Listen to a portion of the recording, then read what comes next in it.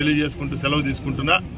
అలాగే ప్రభుత్వం ఏర్పాటైన తర్వాత మొట్టమొదటి అడుగుగా గత ఎన్నికల్లో ప్రాంతీయ పరంగా ఏవైతే హామీలు ఇచ్చామో ఒక్కొక్కటిగా పూర్తి చేసేదానికి ఆ భగవంతుడు అలాగే ఈ ప్రభుత్వం యొక్క కృషి ఉంది। దానిలో భాగంగానే రాయచోటి పట్టణంలో 50 పడకల ఆసుపత్రిని క్రిటికల్ కేర్ యూనిట్ ముఖ్యంగా ప్రమాదాలు ఎక్కువ జరుగుతున్న మన రాయచోటి ప్రాంతంలో తిరుపతికో లేకపోతే వేలూరుకో తీసుకొని పోయే పరిస్థితి రాకుండా వచ్చే ఒక సంవత్సరంలోనే ఈ ప్రభుత్వం ఈరోజు ఇక్కడ స్టార్ట్ చేసేదానికి రాష్ట్రంలో 175 నియోజకవర్గాలు ఉంటే కేవలం 5 శాంక్షన్ అవుతే 23 కోట్ల రూపాయలతో మొట్టమొదటిగా 5 దానిలలో రాయచోటికి స్థానం కల్పించిన గౌరవ ముఖ్యమంత్రి చంద్రబాబు నాయుడు గారికి అలాగే మన వైద్య ఆరోగ్య శాఖ మంత్రి అయిన సత్యకుమార్ గారికి నా తరపున మన నియోజకవర్గ ప్రజల తరపున ధన్యవాదాలు తెలియజేసుకుంటున్నాం।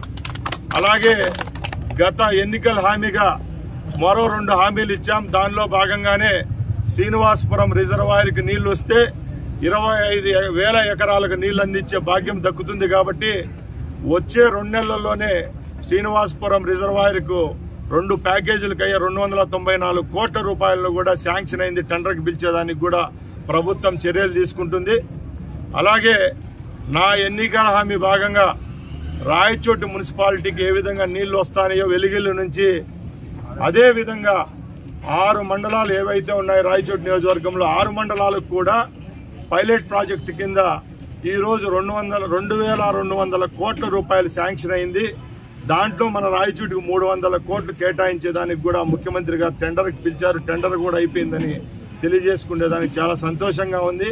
ఈ 3 కార్యక్రమాలు పూర్తయితే వైద్య పరంగా సాగునీటి పరంగా అలాగే త్రాగునీటి పరంగా ఓ మంచి అడుగని నేను తెలియజేసుకుంటూ దీనికి సహకరించిన రాయచోటి ప్రజలకు అలాగే ముఖ్యమంత్రి గారికి మన యువ నాయకులు లోకేష్ బాబు గారికి మీ అందరి తరపున ధన్యవాదాలు తెలియజేసుకుంటూ సెలవు తీసుకుంటున్నా।